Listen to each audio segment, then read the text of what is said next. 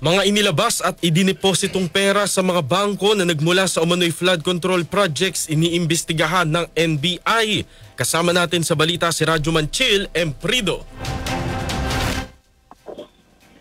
Radyo Man Sander, Radyo Man Aljo, tiniyak nga ng National Bureau of Investigation na mare-recover nila ang perang idinoposito o na-withdraw na sa mga bangko ng ilang individual na sangkot sa umano'y proyekto ng flood control.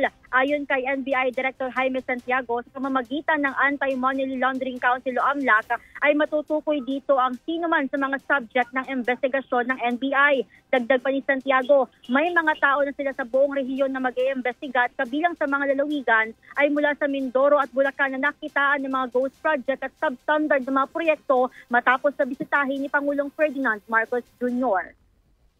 We are working closely with AMLAC. Makikita po ng AMLAC, halimbawa si Senator ganito ay ikaw ang kunyari ang dami. Makikita namin if you have the capacity, makikita ng AMLAC.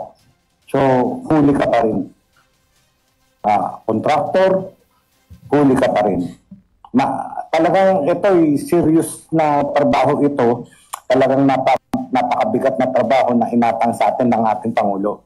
So makikita nyo, nag-umpisa ito ng SONA ni Pangulo na nagsalita siya, mahiya naman kayo.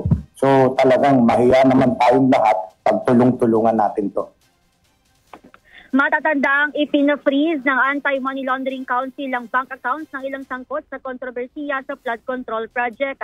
Samantala, sinabi rin ng Bureau na i-evaluate muna ng NBI ang sinasabi ng kampo ni Diskaya tungkol sa mga opisyal na sangkot sa mga anomalyang proyekto ng flood control. Ganon din ng ilang congressman na nais magsampa ng kaso laban sa pamilya Diskaya. Kasama mo sa DZXL RMN Manila, Radyo Manchil Emprido, Tatak RMN. Maraming salamat, Radyo Manchil Emprido.